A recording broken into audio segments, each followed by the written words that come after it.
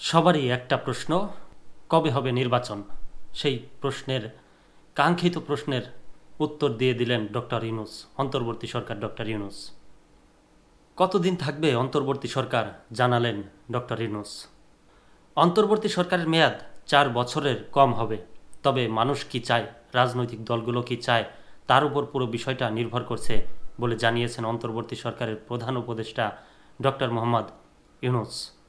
সম্প্রতি আজারবাইজানের রাজধানী বাকুতে অনুষ্ঠিত জাতিসংঘের জলবায়ু সম্মেলনের ফাঁকে কাতার ভিত্তিক সম্প্রচার মাধ্যম আল জাজিরাকে দেওয়া এক সাক্ষাৎকারে কথা বলেছেন তিনি। রোববার ওই ভিডিও সাক্ষাৎকার সম্প্রচার করেছে আল জাজিরা। সাক্ষাৎকারে জলবায়ু পরিবর্তনের প্রভাবে বাংলাদেশ যেভাবে সংকট মোকাবেলা করছে সেগুলো নিয়ে কথা বলার পাশাপাশি বাংলাদেশের চলমান সংস্কার প্রক্রিয়া, আগামী নির্বাচন নিয়ে কথা বলেছেন তিনি।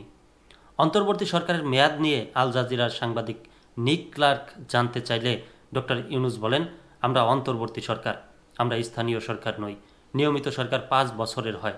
নতুন সংবিধানে সরকারের মেয়াদ সম্ভবত 4 বছর হতে পারে, কারণ মানুষ সরকারের মেয়াদ কম চায়। সুতরাং এটা অন্তর্বর্তী সরকারের মেয়াদ 4 বছরের কম হওয়া উচিত, এটা নিশ্চিত। এটা আরও কম হতে পারে। এটা পুরোটা নির্ভর করছে মানুষ কি চায়, রাজনৈতিক দলগুলো কি চায়। তিনি আরও বলেন, যদি রাজনৈতিক দলগুলো চায় এটা ভুলে যাও, নির্বাচন দাও, তাহলে সেটা করা হবে।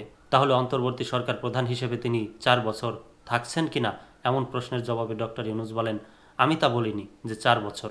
আমি বলেছি এটা সর্বোচ্চ মেয়াদ হতে পারে, তবে আমাদের উদ্দেশ্য তা নয়। আমাদের উদ্দেশ্য যত দ্রুত সম্ভব শেষ করা।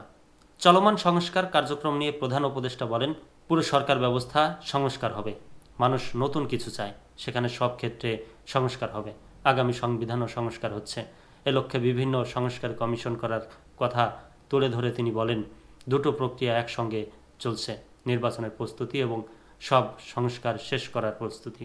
শেখ হাসিনাকে দেশে ফিরিয়ে আনার উদ্যোগ নেওয়া হবে কিনা সে প্রশ্নের জবাবে প্রধান উপদেষ্টা বলেন, আইনি প্রক্রিয়া চলছে। দোষী সাব্যস্ত হলে তার প্রত্যাবর্তন চাওয়া হবে।